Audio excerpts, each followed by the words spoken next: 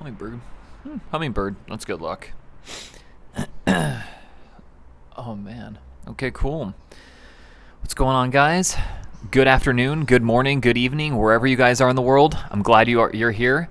I'm doing something different this time. I'm actually recording this. I'm recording this. So I didn't know until literally this week that you can screen record on your iPhone, right? I knew that. But the kicker is you can also screen record with audio. And I'm like, oh boy, now that's a game changer right there.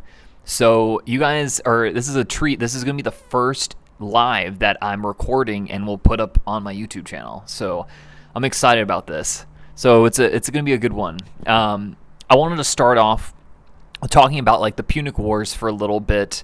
I did this in my last live, but kind of wanted to do this again in case, for you guys that missed it. And of course, you guys can ask me any questions that you want. But in the meantime, just thought I would kind of give my 2 cents on the wars. So this was, it was obviously, you had Rome fighting Carthage, right? This was pretty much like the 2 biggest powers of the Mediterranean during the first 2 wars, which were the biggest ones, or the bigger ones of the 3, in the 3rd century BC. And you saw the power dynamic shift from Carthaginian naval superiority to Roman naval superiority. A lot of this happened during the First Punic War, especially where there were more sea battles, and the Second Punic War was more land battles. And then, of course, the Second Punic War was the one that everyone talks about. That's Hannibal, and that's Scipio Africanus. Those are the big wigs, right? Of course, the First Punic War had some some big names as well, like notably Hannibal's father. I think Hamilcar Barca, if my memory serves. But beyond that, not really too, not like doesn't have nearly the notoriety as the second one does. But that being said, and then you get to the Third Punic War, and that was just, man. Honestly, Rome doesn't look great in that because they come off like completely as the aggressors. It was literally just like they just wanted an excuse to just annihilate Carthage, in my opinion. And holy shit, there was a massive bug that just went right by my face. That was scary. And God, that freaked me out a little bit. But anyways, yeah. So it's just basically like, sorry, my wife just texted me. I just realized that's going to be on the screen record. Yeah, so sorry. Third Punic War. We have go away. Third Punic War. We have again, Rome not looking great, and it's just eesh. Anyways, okay. I'm gonna feel free to ask questions. I'll answer them as well. Oh my God! So you're sitting in the cold, warm polar bear. Thank you so much, man. That actually means a lot. Cold, man. Where are you, by the way? Like, where is cold in the world right now? Or unless I guess maybe you're in Europe and it's like it's nighttimey and cold. But yeah. The only place that has Wi-Fi to hear you, man, dude. That's some dedication, man. I feel honored. That's awesome. Thank you so much, man. That's really cool. That's really awesome. Again, really appreciate that a lot. Going back to the Punic Wars. The first one I think was really interesting because again, like, it is a common misconception, and maybe I should have done a better job in my videos telling that. Rome did have a navy before the First Punic War, but it was pitiful. I mean, it was a pitiful excuse for a navy. They're essentially, they had transport ships. And again, because their main concern before the First Punic War, the only foreign enemy outside of Italy that they really had fought, besides, Gallic invaders from the north, was during the Pyrrhic War. I just had a video on that this morning. But that was, King Pyrrhus, from Epirus. God, that whole naming convention, Jesus. I always get tongue-tied with that. But anyways, he lands in southern Italy, trying to, defend the southern Italian Greek city-states against the encroaching Roman Republic. He wins a couple of early on battles. Again, that's where we get the term Pyrrhic victory, and then Rome, is ultimately victorious. And then at that point, they pretty much have all of mainland Italy, except for what they called Cisalpine Gaul in like the farthest north portion, all locked up and united. And so then at that point, it's like, oh, we don't have any more enemies, on land, and then of course, then Carthage steps up. But anyways, let's see. What do you guys have to say? By the way, I say this every single time, and it's true every single time. I go on huge rambles and rants. So yeah, if you guys want to hear my rants, just talk, bring up questions on Julius Caesar or on what Rome, if Rome never fell, what would, the world look like today? I could just, Jesus, it would go insane. Or just random stuff. Sometimes I'd have very, very strong opinions on things I didn't know I had strong opinions on. Good times, man. Yeah, Scipio boss, man. Scipio was a boss. That guy was badass. I really like that guy. Yeah. Hey, Solway. I don't know, but why he isn't. Yeah. So okay. So there we go. I think you even asked this question before I even saw it. So why was Caesar not a tyrant? And was he a good leader? So this is Caesar. I will say this: he was a complicated person, right? And he wasn't like a saint by any means. I'm gonna get that out of the way. And I think fundamentally we have to kind of look at it from different levels. So from just a pure etymological, I can't pronounce that word very well, but from a pure what was he level. From a philosophical political science, analysis view, Caesar was a dictator by law, and he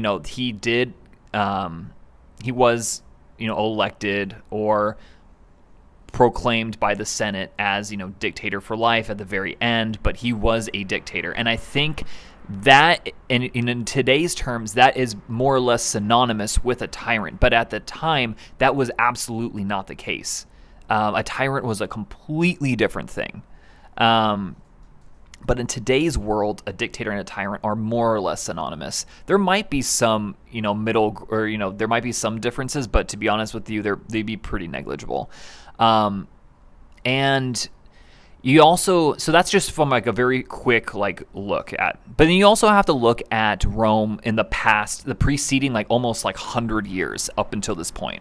So if you go back all the way, about 100 years prior was the end of the Third Punic War, ironically enough, right?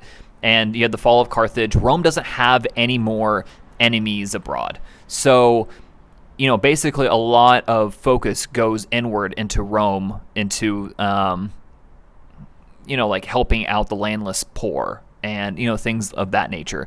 So then here along comes the Gracchi brothers. Tiberius Gracchus, the elder one, is the first to come up. In 131 BC, he becomes either in the 130s, he becomes the tribune of the plebs. And so what that means is he is now what's called sacrosanct. He can't be touched. He, upon law, hundreds of years of precedence, he cannot be killed. And if someone even lays a finger on him, even someone from the senatorial class, they could instantly be murdered, and that's 100% above board and not against the law. He is murdered along with thousands of his supporters in broad daylight in the Roman Forum. And you know what happens? Nothing. And what was his crime? Because he wanted to help poor people. That's it, man. That's it. So for you guys who just joined, talking about Tiberius Gracchus and how that leads into Julius Caesar not being a tyrant. So then, that sets, and that's an important, not only in and of itself, but that becomes a very important precedence for future actions, right? Basically, hundreds of years of mos majorum, which just basically means things that aren't necessarily letter of the law, but are kind of like the Roman tradition, are just thrown out the window now. This is not the Rome of, their forefathers, right, where, there were certain checks and balances. Everything's gone out the window at this point. Or at least it's opened the door to make it that way. Because then along you have, some kind of semi-despotic leaders come around. Most notably was Saturninus, right, who was, a Gracchen with his beliefs, but was just used to hit that to like gain power, and was kind of just, did some questionable things. Then along come, people like Gaius Marius and Cornelius Sulla, who were not great people. Gaius Marius, I'll put an asterisk with that, because up until he retired after he became the third founder of Rome, that's a whole nother issue. Don't want to get into it because it's not relevant. But he was looked upon as like legendary. He was lionized by the Roman populace. This guy was a badass. Then he comes back, he like finagles his way. It's a really serious, complicated events. He finagles his way to be like, proclaimed general again. And with Sulla, at the expense of Cornelius Sulla, who was one of his, lieutenants way back in the day, and they had some friction against each other. Frenemies turned bitter enemies. So then... I'm trying to remember everything, but in the series of events essentially goes like this. Sulla then comes back to Rome with an army and, essentially finagles his way to say, that was okay. Setting a precedent, right? That was okay. And then, the aftermath of that, Sulla was more or less generally like okay with the people. He had a couple proscriptions, which basically means extrajudicial killings, but they weren't necessarily extrajudicial because of this gray area with the law and creating instability. Gaius Marius retaliates with proscriptions on his own. Eventually his kind of subordinate and ally Cinna, same thing, proscriptions. Killing of Sulla supporters throughout the years. Sulla then comes back. There's a massive civil war, and Sulla then starts a reign of terror. That's the best way you can describe it. The first day he sets upon like a list of, I think it was around like 80-ish people. It was like a lot, but it wasn't like anything crazy. That list throughout months just gets longer and longer and longer, like tens of thousands. I don't think there ever really truly is an estimate, but we do know that thousands upon thousands upon thousands of people were just killed for just sometimes straight up no reason, and the consequences were pretty negligible, if any. In fact, a lot of the times, like let's say I wrote, it's like someone, I don't know, John Smith, like I could just go find someone random and then say, oh, that was John Smith. And then Sulla would be like, okay, cool. That was it. So a lot of times personal vendettas are being solved. This creates a period of insane instability and insane like absurdity, to be honest. And again, I'm kind of rambling here because it's just like literally in my mind, this is so just insane. But this was the world that Julius Caesar grew up in. In fact, Julius Caesar was on that proscription list, but luckily he had people intervene on his behalf, and he was spared. So he was almost killed just because he had a loose affiliation with Cinna, who had, and I think that was because like Cinna was his father-in-law or something like that. Like, I'm the details are a little unclear, but Julius Caesar was only like 18 at the time, mind you. So there's all this stuff that goes down, and then you have, so sets a lot of precedents, right? After that period of time, it's relatively stable, but then you get people like Pompey Magnus and Crassus, who were kind of Sulla's right-hand man during that time.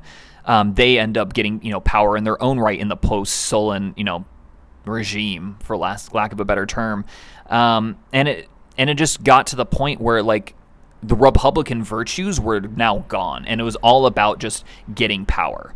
That was the world that they lived in. There was no more like true law and order. anymore. And so then you have, this guy Caesar who, crosses the Rubicon, which is like, oh my God, like, people make that such a big deal, but Sulla literally marching at like his troops up to the city gates isn't a big deal, Anyways, he with one legion, by the way, Julius Caesar marched across the Rubicon and into Rome essentially with one legion. Does he have a reign of terror and proscriptionless? No. Does he forgive pretty much everyone that double crossed him? Yes. So and then does he establish like law and order up until pretty much like sparing most people, right? And like leaving everyone to their own devices? Yes. So long-winded answer. That is kind of like the second reason why, Julius Caesar didn't have like a, set of precedents to go on. And he just wanted to make, Rome a better place and establish some sort of guidelines and rules and regulations while helping out the landless poor. Yeah. And then again, that kind of goes into the third reason, when Julius Caesar was killed, the populace like despised the conspirators, right? Especially Mark Antony gives this amazing famous speech, which unfortunately is lost to history, but like stirs up the crowd, and they want blood. They want Julius Caesar's murderers brought to justice. And that kind of goes into my third point, consent of the governed, right? Julius Caesar clearly had the consent of the governed. So again, very, very, very long-winded answer, but generally that is kind of why I believe that Julius Caesar was not a tyrant. Anyways, yes, I apologize because that, like, especially the second point is just I had to describe like 80 years of history as quickly and succinctly as I could, but just off the top of my head, with like a lot of muddying events happening. So hopefully I didn't like confuse you guys too much, but generally speaking, that's why. Okay, cool. Okay, awesome. Ugh. Okay. Sorry, there's a lot of questions here. Do you think Brutus was his illegitimate son? It's a possibility, man. Caesar got it on with everyone. He was a little bit of a man slut. I don't know, of a slut. I don't know. Man, props, but man, that guy was just... He was insane. I don't necessarily think maybe he was his illegitimate son, but he did see him as a, at the very least, he was like a father figure to him. Okay. All right, so question on the downfall of Rome. Was it just because of corruption army that was spread too thin? No. So like that is a reason. Yes. Sorry. I don't mean to dismiss you. That is absolutely a reason.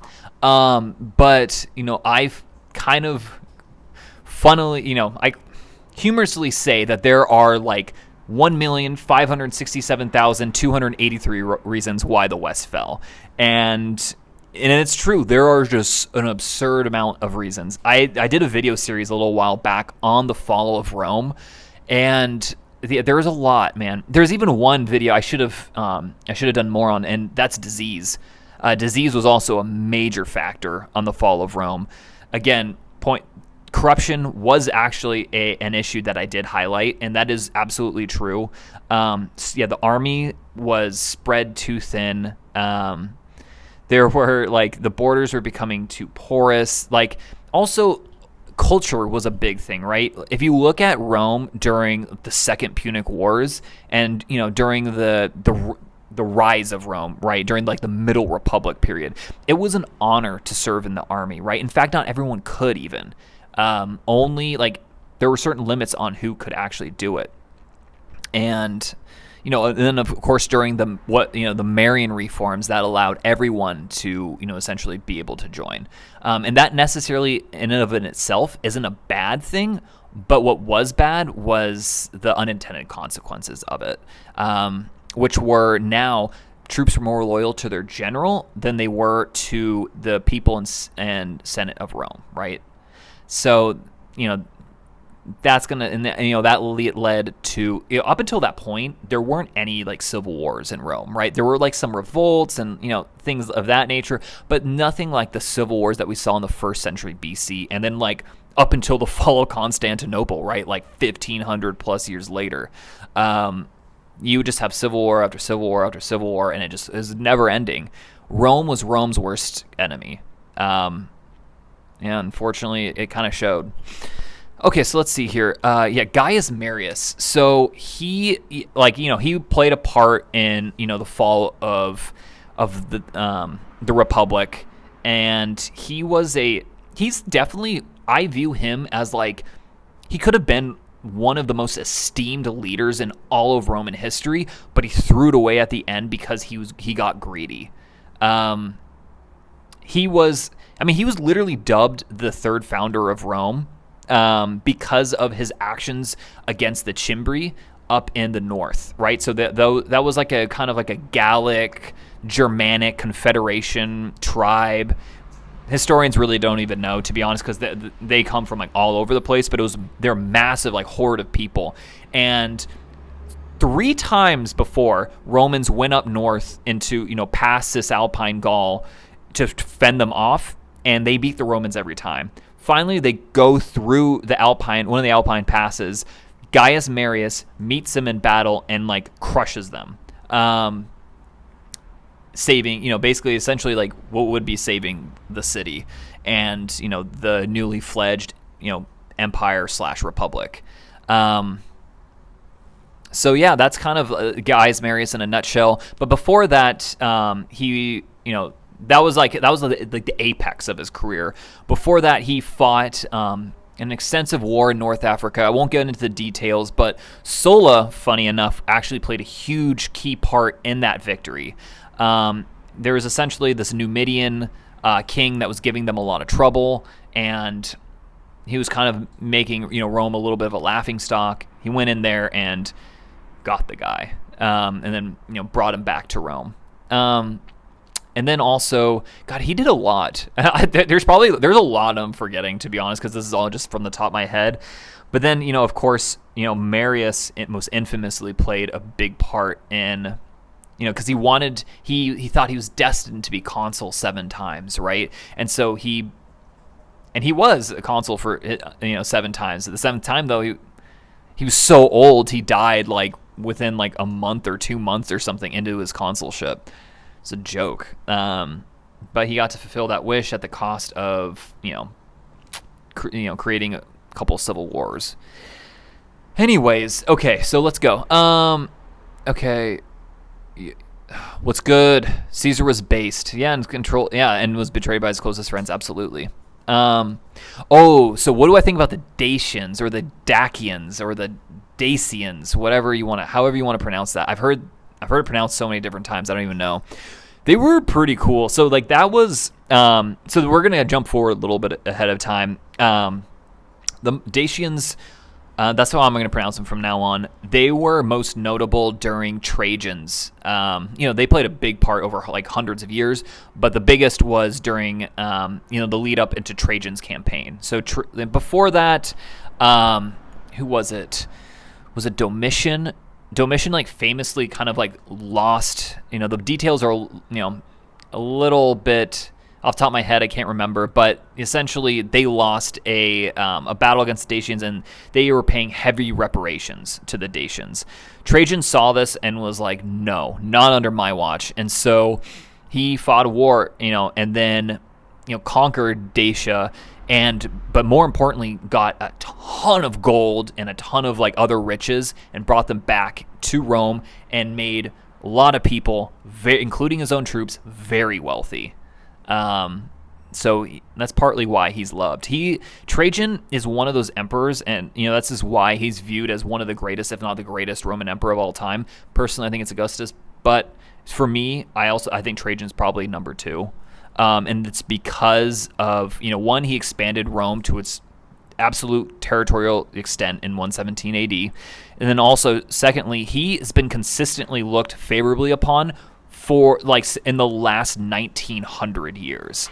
Like, I don't know of a single leader. Well, okay, that's not true. But like there are a few leaders that can, say the same thing, right? For almost 2,000 years, 2,000 plus years, have always had like favorable reviews. And also because of his kind of his internal economic policy was very, I guess, for lack of a better term, kind of laissez-faire, just let people do what they please. And then also he was very tolerant of different religions, right? Especially Christians. Christianity was a nothing religion at this point.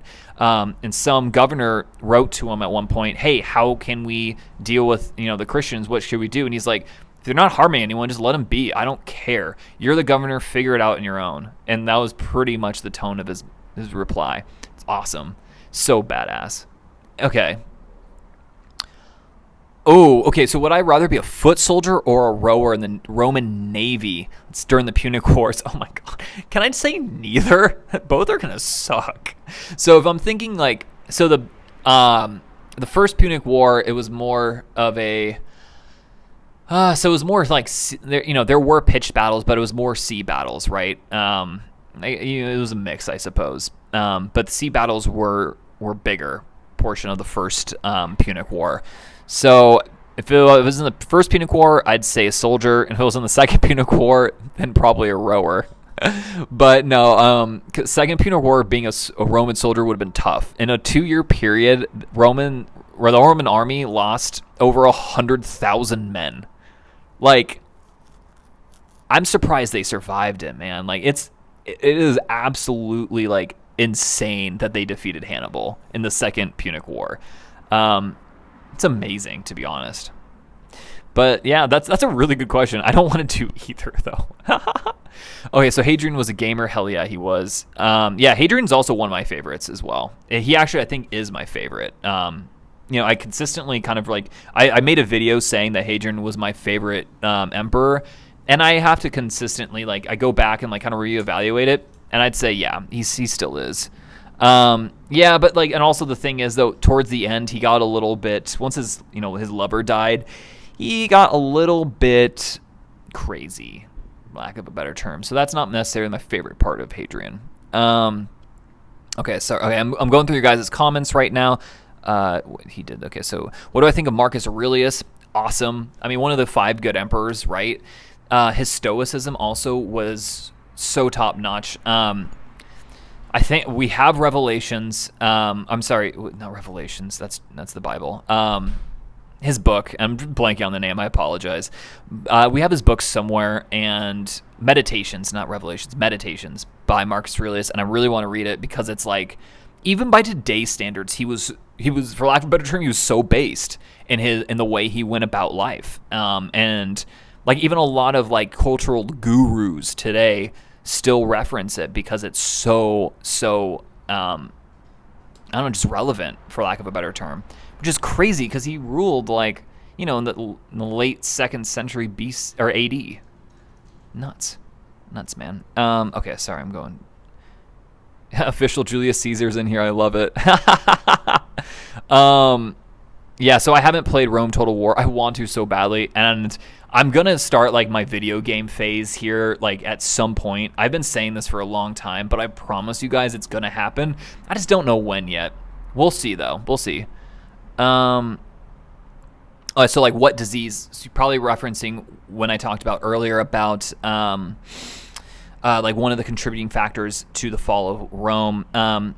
We think that one of them was man, I'm not an I'm not a virologist or anything like that. God, what was the one? There is what we thought the Antonine Plague was. We think it's smallpox. That's what it is, smallpox. So smallpox would have been a big one that they experienced, and it was not pretty. And then that was the first major one, and that was actually during the time of relative peace and prosperity during the empire, 165 to 180 AD. That was the Antonine Plague. It was awful. It was killing like 50,000 people in Rome every single day on average. So yeah, much worse than even coronavirus. Far worse. And then there was like a plague during the Justinian age as well. That one was devastating for mainland Europe. And that's partly why that Justinian never realized, his vision or goal of expanding the empire to, at least to, what it was before the fall of the West, right? Maybe even perhaps before like Adrianople or something like that. Okay, so I probably support Union war against Pompey. Yes, yeah. Rip the Byzantines. I know, man. I know. It was like the Byzantines like experienced a slow death. Like, I mean, literally, like, you could if you had to point it to, because this is easy to do, point it to one historical event, probably Battle of Manzikert in like the 11th century AD. And, then they wouldn't fall again for like over 400 years. And then of course in the middle of that, it doesn't help that the Fourth Crusade happens, and, the Latin Empire takes over Constantinople, right? And the Byzantine Empire is reduced to like a few rump states, like the empire that Trebizond. Never can pronounce that. It's Trebizond. Weird spelling, but that was one of the rump states, and they never, they just, like at that point it was like, yeah, they eventually did regain Constantinople. The Byzantine Empire is like, officially kind of restored, but it's just not the same, man. It's not the same. And then again, over the next like 200 or so years, it's just a slow decline. It's sad, really. It's really sad. Yeah. To watch a documentary on how multiculturalism killed Rome. So, but also that's also what made Rome great too at the beginning, right? So like what made Rome great was like they saw other things. So for example, they borrowed a lot of things from other cultures, right? So like a lot of like the Greeks, they got grapes and olives, right? From the Etruscans, a lot of like city planning, construction, and then like the original like kind of army mentality. Carthaginians, most famously, their ships. So but then they made them distinctly Roman, and I think the main fallacies, or I'm sorry, the things that the Romans did wrong. First of all, like figure out lines of succession. Like Jesus Christ, like excuse my French, but it's like, guys, you had like 1,500 years of civil wars. You think you would figure it out? But they never did, right? There's always people. They're always fighting each other, and that's always costly because there's no upside to that. They don't get like crazy treasure, right? With like the Dacian campaign that Trajan, conducted. They don't get like new territory, right? All they do is loss of human life and less money in the treasury. But then also, what they did do, or what they didn't do, most notably was they used to, to give a little backstory, they settled barbarians, right? Even starting with the second emperor Tiberius, he would take barbarians, that would come in, even after they defeated them, right? As long as they submit to Rome, he would take them up, split them up, and then spread them all across the empire, and then have them kind of like, merge with like the Latin or other cultures and to become distinctly Roman. They stopped doing that in like the 3rd century, and that caused huge issues because, right, there was already, the crisis of the 3rd century it's like I couldn't do a whole live just on the crisis of the 3rd century, but they had other things to worry about. And then after that led to things like the Battle of Adrianople, which was disastrous for the Romans. So yeah, it's really the fall of Rome is incredibly complex, especially when you're talking about the West. There isn't just one issue. There's literally like a million, man. It's crazy. So as far as Roman revolts go, what are your thoughts on Masada? You know what? I don't know that one off the top of my head. I'm gonna have to do a little bit more research into that one. When the Romans lost Jerusalem, what do you think it was like on the ground? Like did they kill everyone? So this happened a few times. So, there was, the first revolt in Judea in the 1st century AD, and then the second one, during I think it was the second one during Hadrian's time, and the 2nd century AD. So, the one, they were pretty merciless with Hadrian's. I can't necessarily remember in the first one what exactly happened, but it wasn't good. Let's just say that they could have done things a little bit differently. I think in the first one they burnt down the second temple, not Solomon's temple, but the one after that. So yeah, that wasn't their finest hour. Let's just say that.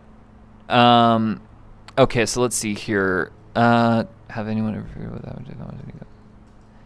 So has anyone ever figured out what happened to Commodus when he went into that coma? So that's like, and then the story goes that he becomes crazy after that point, right? I think there's, sorry. I think you're thinking of Caligula, if I'm not mistaken. So Caligula is the one that went into a coma early on into his ascension to being emperor. So what happened was, he was kind of exalted. Like, everyone was so stoked to have Caligula as emperor because he wasn't Tiberius, who's this weirdo, paranoid dude. And I have like a whole discussion. I can talk about this for a long time, but sorry, I'm so stoked I like lose my train of thought. But yeah, so like with Caligula, he first 6 months or so, he's looked upon as a good leader. You already see though, like in what he does, there are some cracks in the armor, right? Like, he does not know how to balance a budget at all. He's just kind of juvenile in his approach in leadership. But then what happens is he goes into a coma, right? And he comes out of it, he breaks the coma, and he's crazy. He's nuts.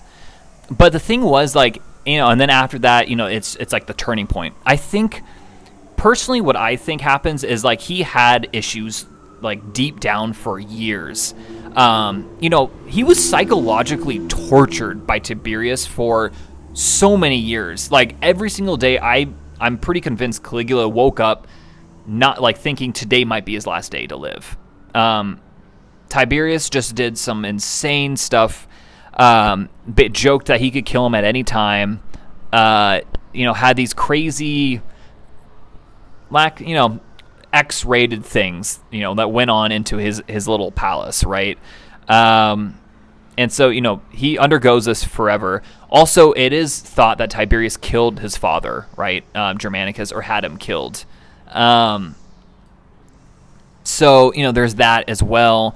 And so I think, I think he was kind of driven crazy. Maybe the coma did make him snap and he becomes, the Caligula that we know today. Or he was, it had been built up for a while, and he was just trying to mask it. And then, he couldn't even mask it anymore after his coma. So I don't know, man. I think that's kind of my take on the whole situation. But, in reality, it's always hard to know for certain.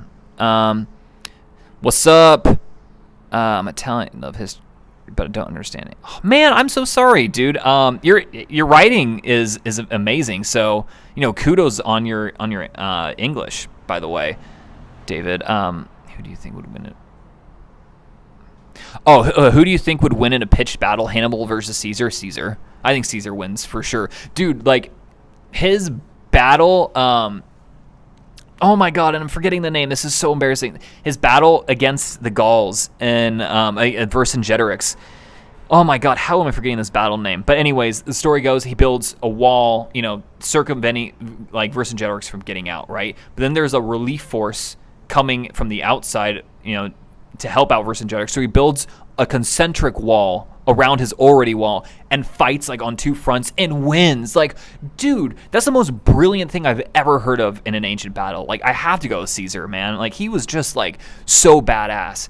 Caesar would also be the first one to point out that he was also one of the luckiest generals of all time.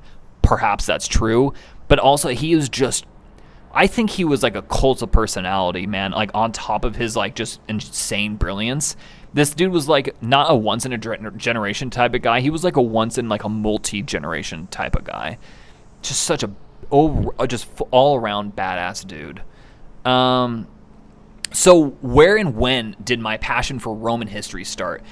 Yeah, it's funny. Like, I think I am asked this on every live, and don't worry, I'm always happy to answer it. But funny enough, it goes back all the way to 1999. I was 7 years old, and I played the original Age of Empires expansion pack on PC, and that featured Rome, and you played as Rome, and like, did I know anything outside of Rome beyond what like a centurion was and basic like command units? No. But I loved it, man. I loved it. And that it kind of, I will say though, that my interest in other cultures, would peak at other times, and Rome would a little bit subside. But the thing is, Rome was always there. It's the only culture that, for me, has always been there. Like, I like Roman history even more than American history. I'm American, man. So also just because Roman history is so much longer too. So that also, kind of makes sense.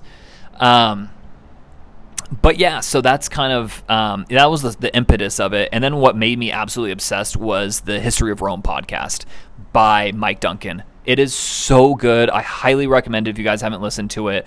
Literally, it got me through my last job that I was at. Like, I'd travel all the time, and I absolutely hated it. But this was like the one thing I would look forward to, and it really made my day so much better. So it definitely gets a really like special place in my heart. So yeah, that's it, man. Short answer. Can you talk? Okay, so, all right, guys. It is, so I'm going to have to, hop off here pretty soon, but I'll answer a couple more questions. Solway, Roma, Terna. Dude, I love it. Or Terna. I love it, dude. Yeah, also, apologies, guys. My Latin is really bad, and my pronunciation, even on English words, is pretty terrible. So if I mispronounce things, just gently correct me. Hi from Rome. Dude, man, I'm jealous. That's definitely, like, my wife, her favorite city in the entire world, even before I met her, was Rome, or is Rome. And we have, like, a dream that one day we will live in Rome. So I just want to, even if I buy a really crappy apartment in Rome, that is my absolute dream. That's just what I want. Kind of talk about Vikings in Rome. So this might have happened after the fall of the West. But to be honest with you, I wouldn't be able to speak coherently about it because the fall of the West happened before the Vikings. The age of the Vikings, right? The age of the Vikings happened with their raid on Lindisfarne, I want to say, in like the late 8th century AD. So like almost 800 AD, 790 something or 780 something, I don't know. So like, that was well after not only like the fall of the West, but I think the Byzantines had been kicked out of Rome already at that point. So Rome would never be Roman, if you get what I'm saying. So I don't know a whole lot about that. But yeah, I do know that that Vikings did, obviously they raided Paris, and they I think they did some damage there. And, obviously the Normans kind of became, settled in what would be like present day northern France, and they would become kind of like a French Viking hybrid. And of course they would, famously in 1066, they would invade England. Okay, so imagine a modern Roman Empire versus the Americans. That would be insane. So I kind of have this, like, and again, this is just my personal interpretation, but like my theory is that the American Empire, because really, I mean, to be honest, we kind of are. Like, and I'm not even saying that like in a good way. It's just, it is what it is. I think to say the American Empire is probably the closest thing to Rome, like since Rome. And again, like maybe the people supporters of the British Empire might disagree, and that's totally fair. I get that. This is just a pure opinion. But then, yeah, I'd also say that, there were cultural successors to the Roman Empire. So without Rome, basically my whole long-winded answer is without Rome, you wouldn't have America. So, but that would be a really interesting thing. I know I've seen some concept work where like there's like this modern day historian with the modern day centurion with like a rifle. It looks so badass, man. I was like, I wish our military could dress like that. That would be really cool. A Battle of Alessia. Yeah, thank you from earlier. Okay, Battle of Cannae. Man, Man, that just ruined my day, dude. I'm just kidding. All right, so last question. I'll answer for you guys. So, like, why is Roman history so fascinating? And that is such like I could just go on and on about this, but essentially, like, Rome really gave way to the modern Western world. If you look at like all of Western Europe and even like a lot of Eastern Europe, even if like Latin. It's not a Latin base. They still, a lot of languages use a Latin alphabet, right? Even Germany, which has zero Latin like kind of roots to it whatsoever, still uses a Latin language, and same with the Nords, right? And then of course English is just like its own like separate thing, right? It's not necessarily a Romance language, but you also do have a lot of, most words either directly or indirectly have Latin bases. Also, if you look at like the United States, for example, I'm American, so I'm going to pick on the U.S. a lot. Like our legal system comes a lot of it like from Rome, right? Like mos majorum and common law, or like common law in the United States. You can pretty much trace that right back to ancient Rome and mos majorum, which means that like laws that aren't specifically stated in our Constitution are set by precedents. More or less. And so, that's just, like one thing. Also, a lot of our culture, right, like, comes from Rome. I look at like modern day, sports, right? They're kind of like the modern day equivalents of gladiatorial fighting, right? Chariot racing. We have like NASCAR, horse racing and all of that. Like, I mean, granted, there might have been some other, there was probably other civilizations that had similar things, but like the bread and circuses, we kind of, that's maybe more of a negative thing, but that's also something that we more or less have from Rome. We just wouldn't be in the world we have today without Rome. And I think it's the Roman Empire, the Republican Empire, really shaped the way that, we live in the world today. Mary Beard has like, her whole book is, by the way, it's called SPQR. I'm currently reading it right now. It's so good. And that's kind of like she goes into really good detail on, I think she says something along the lines of, you can't understand the world we live in without understanding Rome. And I'm like, mic drop right there. Mic drop. So, that's kind of, that's a short answer. Also, just like, to be honest, like surface level answer is like, it's so interesting, man. Like, I think there's always so much violence, political intrigue. Rome was just so crazy when it came to, not only like expansion at any cost, but like their social norms, like their engineering feats also like are crazy. Like the aqueduct systems are nuts, right?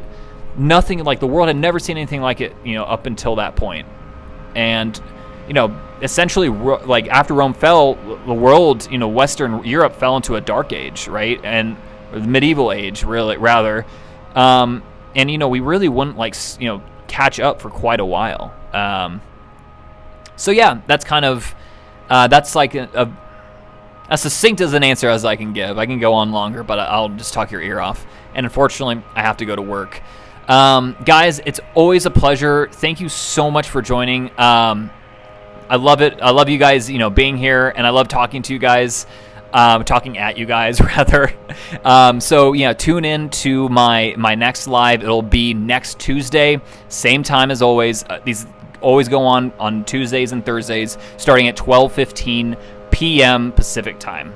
So guys, thank you so much, and I'll talk to you later. Bye, guys.